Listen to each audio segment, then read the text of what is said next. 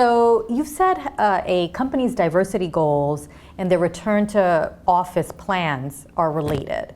Mm-hmm. Tell us how. Yes. So what we've seen from our research is that flexible work planning and diversity, equity, inclusion go hand in hand. And here's why. One, there's an opportunity for leaders to hire a more diverse set of candidates outside of their HQ area or outside of the metro area. What we've been seeing over the last couple of years is that diversity metrics have improved among companies as they've opened up where they're hiring from. I also think it's important to acknowledge, though, that leading with trust, leading with flexibility also has a huge impact in terms of sense of belonging, as well as relationships with coworkers, especially among employees of color. So what we saw from our research early in 2020 was that sense of belonging, as well as relationships with coworkers, had actually improved among employees of color during the first few months of the pandemic. And we saw the data and we're like, how is that possible? And it's been consistent over the last 2 years. And so we dug into the data with Brian Lowry of Stanford University, and we found two reasons. The first is going into the office every single day required employees to code switch.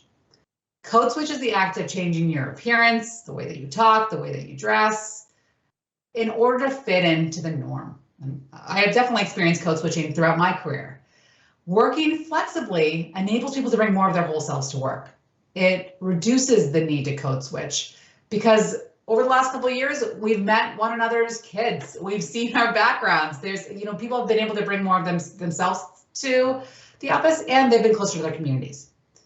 In addition, working flexibly doesn't eliminate, but it reduces the number of microaggressions that occur over the course of any given day. And what we're seeing from the data is that while people aren't necessarily avoiding microaggressions entirely, the separation helps. Being able to close your laptop and walk away is just a better mechanism than having to deal with it day after day in the office.